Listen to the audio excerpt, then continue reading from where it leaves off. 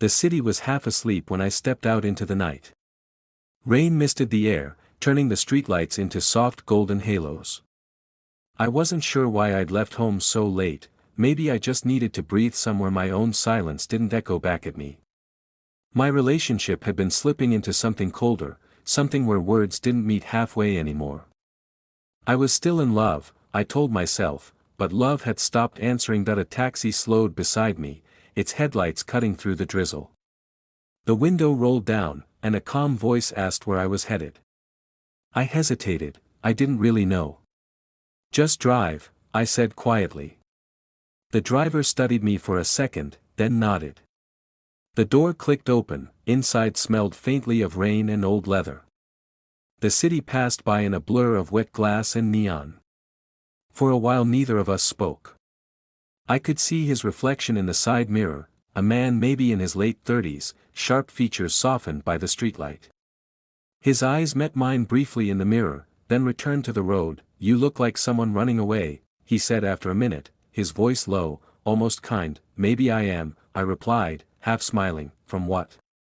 The question hung there between us, and for the first time that night I didn't feel the need to lie. From someone who doesn't see me anymore. He nodded slowly, not prying, not judging. That's a heavy kind of loneliness, he said. Harder than being alone. His words hit something inside me. I turned to look out the window, hiding the tightness in my throat. The rain was coming down harder now, tracing fast silver lines across the glass. That he drove in silence for a while, letting the engine's hum fill the space between our thoughts. The warmth in the cab felt different, safe, but charged with an undercurrent I couldn't name. I kept noticing little things about him, the way his hands rested steady on the steering wheel, the patience in his eyes when he checked the rearview mirror, the way he listened without needing to speak. Do you drive all night? I asked, mostly to distract myself. Most nights, he said. People show their truest faces after midnight. The city gets honest when it's tired. I smiled at that. You see a lot of stories, I guess. Enough to know that everyone's searching for something, he said. Even if it's just a moment where they don't feel invisible. His words lingered. I thought of how long it had been since someone had really looked at me, not just through me. My partner used to ask how my day was. Now our conversations were a series of tired nods and unfinished sentences. I had become furniture in my own life, useful, familiar, unseen. The driver glanced at me again, his voice softer now. Sometimes, the hardest part is admitting we deserve more. I didn't know what to say. A part of me wanted to tell him everything, to pour out months of silence and confusion, but another part of me feared what that kind of honesty might invite. Still, the warmth of his tone made me brave enough to whisper, and what if what we deserve hurts someone else? He gave a small, thoughtful sigh. Then it's a choice between breaking your own heart or letting it die quietly. The wipers kept time with my heartbeat. Outside, the streets grew emptier, the city fading into shadows. I realized we had turned off the main road. Where are we going? I asked. Shortcut, he said. Don't worry. His calmness should have eased me, but it only deepened the strange pull in my chest. The road narrowed into quiet lanes lined with dripping trees. Streetlights thinned out until the darkness pressed close around us. I felt the weight of the moment settle like the rain on the windshield, soft, persistent, impossible to ignore. That he slowed the car near a curve where the road overlooked the faint shimmer of water below, a small river, black and silver under the storm-clouded sky. He didn't turn off the engine, just let it idle, a quiet heartbeat in the silence. Beautiful place, I said softly, unsure what else to say. That he nodded. I stop here sometimes. It reminds me that the city isn't everything. That people still have quiet corners left in them. We sat there, neither speaking. The sound of rain on the roof filled the gaps words couldn't. I felt an ache rising, not of desire but of recognition, the ache of being seen, of finding someone who noticed the tremor behind your smile. That he looked at me then, really looked, and I met his gaze. It wasn't romantic, not yet, it was human, raw, understanding. The kind of look that says I know your silence, because I've lived it too. I exhaled slowly, realizing I'd been holding my breath. You must think I'm crazy, getting into a stranger's car and telling him all this. He shook his head. Sometimes strangers are safer than the people who know us. I turned back toward the river, the lights shimmering on the wet surface. His words were truer than I wanted to admit. Maybe this night wasn't about escape at all. Maybe it was about finding the courage to feel again, even if just for a few hours. Where should I drop you? He asked after a long silence. I don't know, I said honestly. Maybe just drive for a while. He smiled faintly, put the car in motion, and we rolled forward into the rain again. The sound of tires on wet asphalt was almost soothing. I leaned my head against the cool window, feeling the hum of the road beneath me. He adjusted the rearview mirror, eyes meeting mine once more.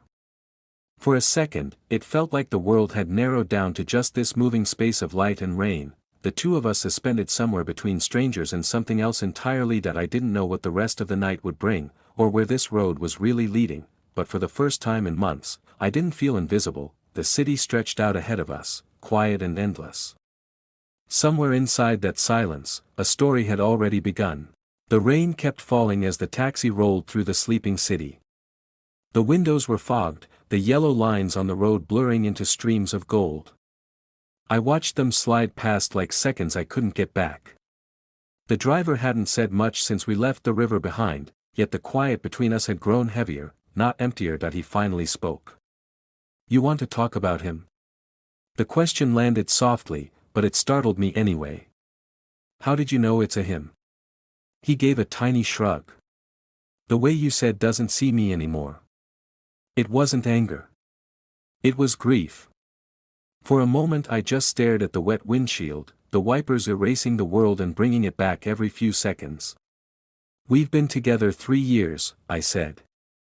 Lately it feels like we're just pretending to remember why. He nodded, eyes on the road. That's a long time to feel invisible. I wanted to laugh, or cry, or both. I keep trying to fix it. But every word I say sounds wrong. And when he looks at me, it's like he's measuring distance instead of love. The driver listened, really listened, the way people rarely do.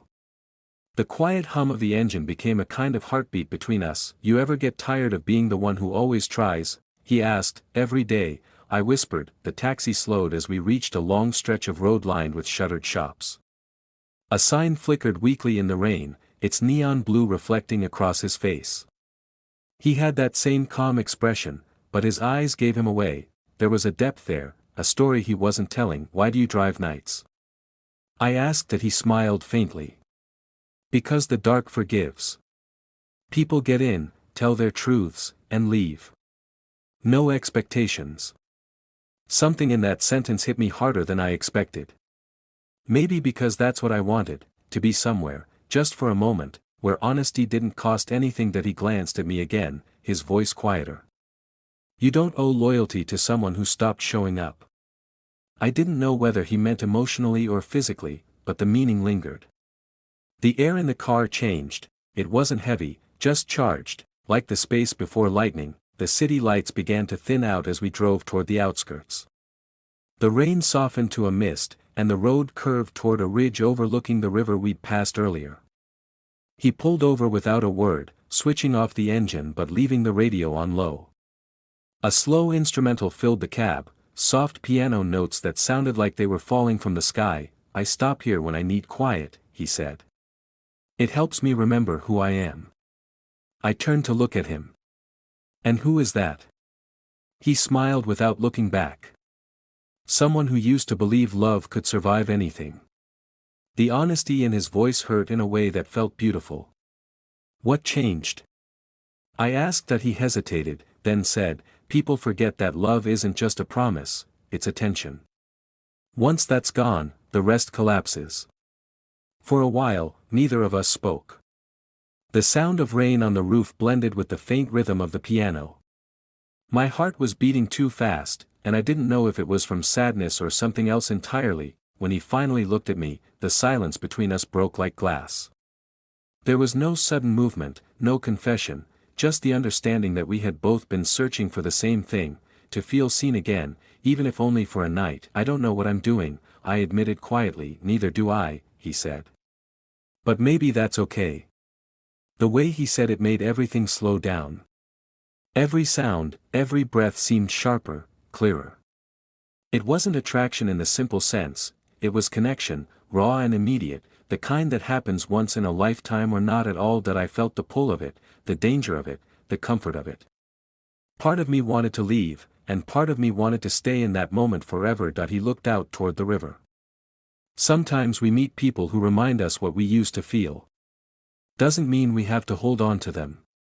Just means we were alive for a while. I nodded slowly, his words wrapping around me like the rain outside. You make it sound like a confession. Maybe it is, he said, smiling sadly. For a while we just sat there, two strangers caught in a quiet storm of what-ifs. The city below looked small, the world distant. I could see my own reflection faintly in the glass, and his beside it, two faces blurred by rain and light. When he finally started the car again, neither of us said where to go. The road led us back toward the city, but something inside me had shifted.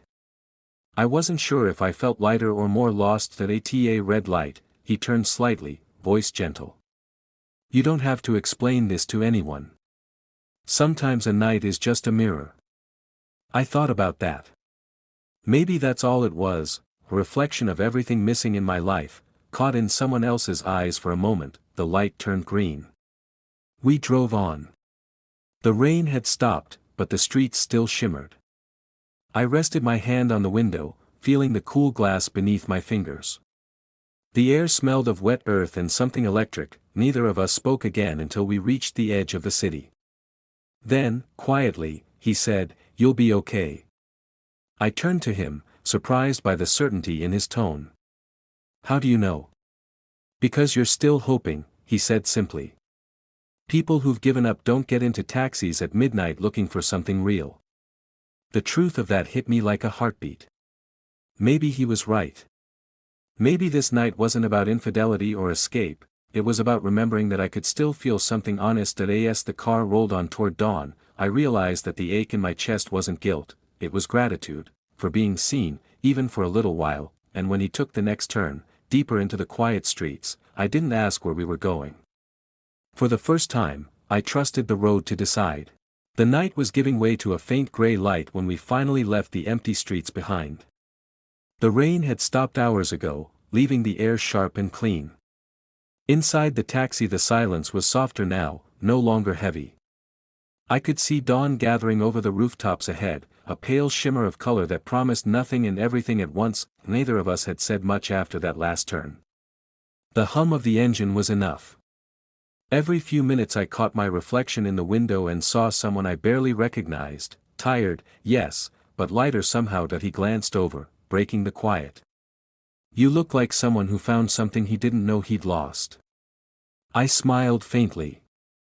Maybe I did. Or maybe I just remembered how to feel. He nodded, eyes still on the road. That's more than most people manage. The city began to wake around us, street vendors setting up stalls, a newspaper boy pedaling through puddles, a woman walking her dog under an umbrella. Ordinary life, untouched by the strange, suspended world inside that taxi. When we reached the edge of my neighborhood, I told him to stop near the corner instead of in front of my building. I didn't want explanations, not even to myself. The car rolled to a gentle halt. For a long moment, neither of us moved. The clock on the dashboard ticked softly. Thank you, I said at last. He turned toward me, the first real smile of the night on his face, small, tired, and completely sincere. For what? For listening, I said. For reminding me I'm still here. He studied me for a second, then nodded. You don't owe me thanks. Just promise yourself one thing, don't go back to pretending you're okay. I'll try. You don't try, he said quietly. You just stop lying to yourself. I wanted to say something else, something that would capture the weight of everything I felt, the gratitude, the confusion, the quiet connection, but the words refused to come. So instead, I opened the door. The morning light spilled in, cool and almost silver, before stepping out, I looked back one last time. His hands rested on the steering wheel, steady as always, but his eyes were on me. There was a calm understanding there, the kind that comes when two people have shared something they'll never explain. "Take care," I said. "You too," he answered, and then, after a heartbeat, "Don't disappear again." The door closed softly behind me. I stood there on the wet pavement as the taxi pulled away, its taillights fading into the morning fog. For a few seconds I could still hear the low hum of the engine, then nothing, just the quiet breath of a new day that I walked home slowly, each step echoing against the silent street. The apartment windows were still dark when I reached my building. I paused at the door, feeling that same flicker of hesitation that had started the night before. Inside, everything was just as I'd left it, neat, still, untouched. My partner was asleep on the couch, the television humming quietly. The sight of him stirred something complicated in me. I stood there for a long moment, watching him breathe, wondering if he'd ever understand how far I'd gone just to feel seen. When I finally sat down across from him, the weight of the night settled in. It wasn't guilt, exactly. It was awareness, a fragile kind of truth that felt both heavy and freeing. That I realized then that what had happened wasn't about betrayal. It was about recognition. A stranger had held up a mirror, and in his eyes I'd found the reflection of someone I thought I'd lost. As the first real light of morning filled the room, I whispered to the quiet, "I just wanted to feel alive again." No one answered, but I didn't need them to. The silence wasn't empty anymore. Later, when I looked out the window, I saw a single taxi moving down the street, its yellow paint catching the sunrise. I didn't know if it was him. Maybe it didn't matter. Some stories don't need endings, they just leave you changed, and as I turned away from the window, I felt a strange calm settle inside me. Not peace exactly, but a beginning. Something small, fragile, and real. Sometimes, I thought, it isn't who stays with you that defines love. It's who reminds you that you're still capable of it. The morning light touched everything then, the walls, the table, the quiet face on the couch, and for the first time in a long while, I let myself breathe without the ache. Outside, the city kept moving, unaware that somewhere, for one brief night, two strangers had met and reminded each other how to feel human again.